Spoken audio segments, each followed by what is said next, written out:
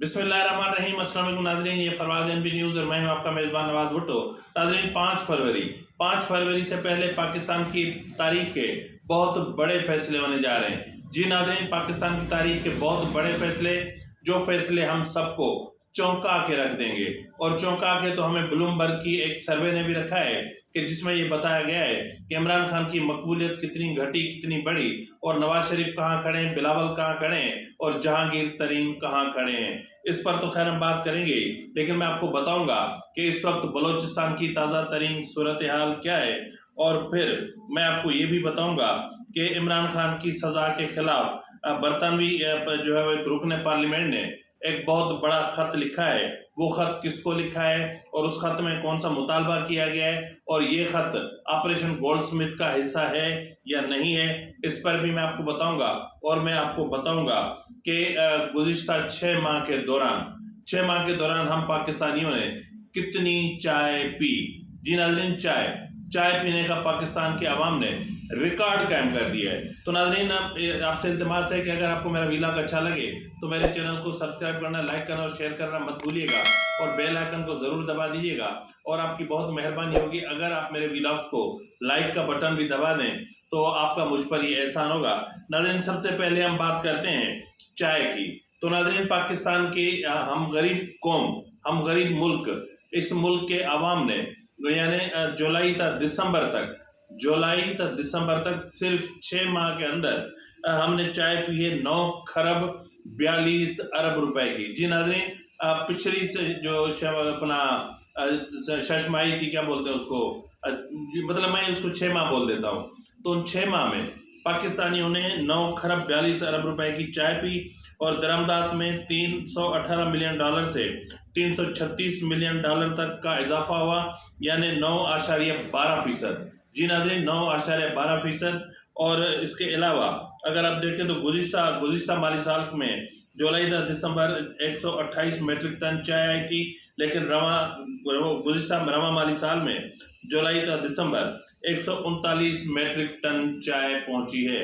नाज़रीन, ये जो बताया जाता है जुलाई तक दिसंबर इसलिए भी अहम होता है कि इन दिनों में ख़ास तौर पर अपना दिसंबर जनवरी और में पाकिस्तान में शदीद ठंड होती है, और आपको पता है कि चाय पाकिस्तानियों की पसंदीदा मशरूब है।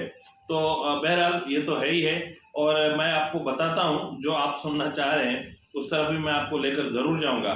लेकिन सबसे पहले मैं आपको बताना चाहता हूँ कि ये एक अपना बरतानवी रुकने पार्लियामान है सैम टेरी ने जी खत लिखा है। Secretary of state for the foreign Commonwealth and development affairs, department for foreign Commonwealth and development affairs. और इन्होंने ये खत आपकी स्क्रीन पर भी है, और इन्होंने उनसे रिक्वेस्ट की है, बाकायदा उनसे कहा है, आखिरी पैरा अगर आप देखेंगे तो आखिरी पैरा में कहा है कि will you speak to your counterpart in Pakistan government to express the government profound concern over this latest development and step will you be taking to uphold the right to peaceful protest, free and fair election, human rights and the rule of law in Pakistan। और ये उन्होंने कहा है जी इमरान खान की गिरफ्तारी और इमरान खान की सज़ा से मुतालिक कि पाकिस्तान हमारा जो है वो तारीखी एक दोस्त मुल्क है। और फिर इस वक्त जो है वो उन्होंने कहा कि I write to you following the sentencing of Pakistan former prime minister Imran Khan and his wife Bushra Bibi today to 14 years in jail and on a corruption case just a day after he was given a 10-year sentence for allegation leaking state secrets। ठीक है, जिस सैफर case की बात कर रहे हैं। तो ये इन्होंने इमरान खान और बुशरा बीबी के दर्द में ये ख़त लिखा है। और नाज़रीन, जिस तरह हमने आपसे कहा था कि आया ये ख़त कितना अहम है, ये ख़त बहुत अहम है। और ये ख़त गोल्डस्मिथ ऑपरेशन का हिस्सा है, और गोल्डस्मिथ ऑपरेशन जमामा गोल्डस्मिथ का एक टारगेट है, किसी भी तरीके से इमरान खान को वहाँ से बाहर निकालना है। तो इस वक्त नाज़रीन अगर आप देखें तो जो तफसीली फैसला जारी हुआ है उसमें मुख्तलिफ दफ़ात के तहत इमरान खान को मजमूई तौर पर 24 साल, जबकि शाह महमूद कुरैशी को 20 साल कैद बमुशक्कत का हुक्म। तमाम सज़ाएँ एक साथ शुरू होंगी, और मुजरमान का दफ़ा 382 के तहत जेल में गुजारा वक्त भी सजा में तस्वुर होगा। सैफ केस का तफसीली फैसला जारी हो चुका है। फाइंडिंग्स में कहा गया कि फेयर ट्रायल का हक चालाक मुलजिम के लिए नहीं, सैफ को अपने लिए इस्तेमाल किया गया, जिसका असर पड़ा। बतौर वजीर आजम और वजीर खारजा अपने ओहदे की खिलाफ वर्जी की, पाकिस्तान और अमेरिका के ताल्लुकात को नुकसान पहुंचाया। बतौर वजीर आजम बानी पीटीआई की जिम्मेदारी थी कि सैफर वापस लौटाते। वजारत खारजा वजीर आजम से सैफर वापस नहीं मांग सकती। अब तक बानी पीटीआई ने सैफर वापस नहीं किया। केस सैफर से मुतालिक है, जो वजारत खारजा को वाशिंगटन से मौसूल हुआ। ऑफिशियल सीक्रेट एक्ट की अदालत ने सैफर केस का तफसीली फैसला 77 सफ़ात पर जो है वो मुश्तमिल फैसला है, ये उन्होंने जारी कर दिया है। अब नाज़रीन, ये जो कहा जा रहा है कि जी देखें, अपना डोनाल्ड ट्रंप भी तो व्हाइट हाउस से कुछ दस्तावेजात लेकर गए थे, अहम तरीन दस्तावेजात लेकर गए थे। फिर एफबीआई ने क्या किया था? एफबीआई उनके घर में घुस गई थी। एफबीआई ने उनके घर पे छापा मारा, उनके घर को तहस नहस कर दिया और फिर वो चीजें बरामद की।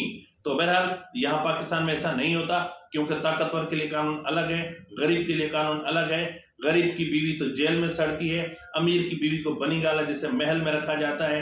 फिर कहा जाता है कि जी फलां डॉक्यूमेंट नहीं था, तफसीली फैसला नहीं आया था, इसलिए बुशरा को जेल में नहीं रखा जा सकता था। बहरहाल ये सजा ये सहूलत मोहतरमा बेनज़ीर भुट्टो के लिए भी होनी चाहिए थी, मरियम नवाज के लिए भी होनी चाहिए थी, फरियाल टालपुर के लिए भी होनी चाहिए थी।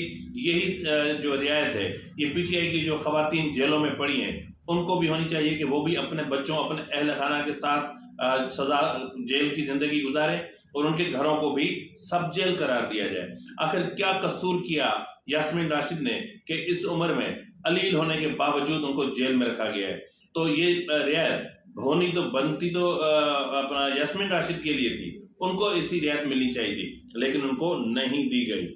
तो बहरहाल नाज़रीन, ये थी सूरत हाल। अब मैं आपको बताता हूँ कि इस वक्त बलूचिस्तान की सूरत हाल क्या है। बलूचिस्तान में हालात कशीदा हैं और बलूचिस्तान में कशीदगी बढ़ती जा रही है। हालत ये है कि तुर्बत और जाफराबाद में धमाके हुए हैं, 4 अफराद जख्मी हुए हैं। कोयटा के इलाके इस्पनी में जोरदार धमाका हुआ है, जिसमें एक शख्स जाँ बहक हुआ है। अडयाला जेल के जेल सुपरिंटेंडेंट को अफगानिस्तान से एक कॉल भी मौसूल हुई है, जिसमें कहा गया है कि अडयाला जेल पर किसी भी वक्त दहशतगर्दों का हमला हो सकता है।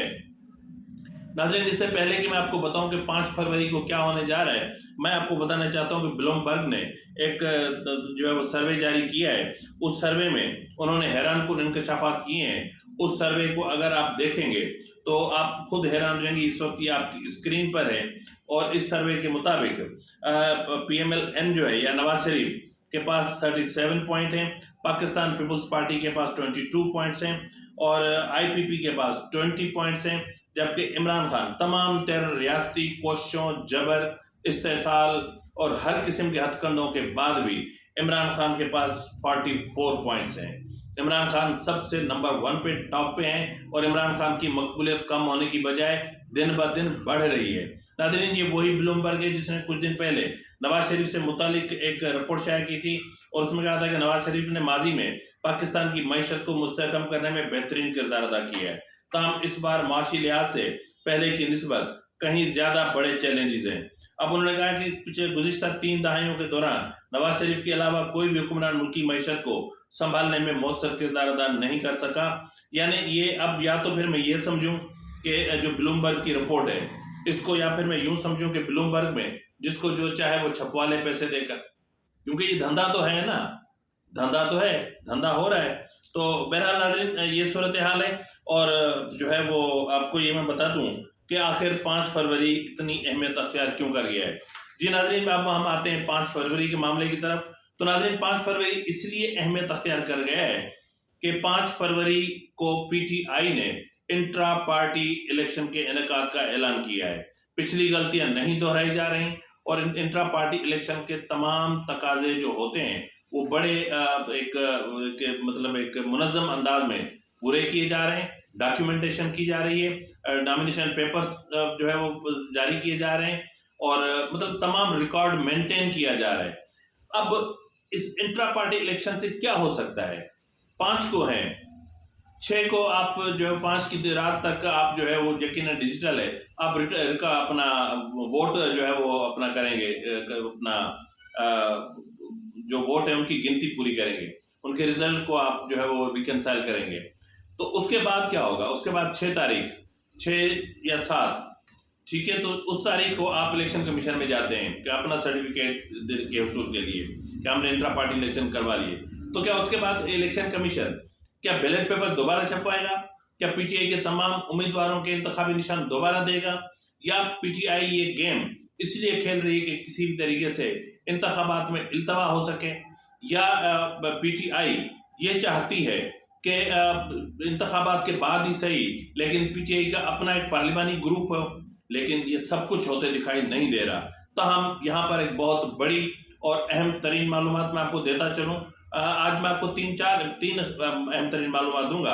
एक ये है कि 5 फरवरी से पहले पीटीआई कलअदम हो जाएगी। जी नाज़रीन, पीटीआई को कलअदम कर दिया जाएगा। इस हवाले से मैंने आपको कल भी बताया था और इस वक्त एक बार फिर मैं आपको बता देता हूँ। ये हैं जनाब हमारे क्या कहते हैं इसको, पीटीआई के रहनुमा भी हैं और पीटीआई के जो है वो निगरान अपना चेयरमैन भी हैं, अपना क्या नाम है इनका, बैरिस्टर गौहर साहब।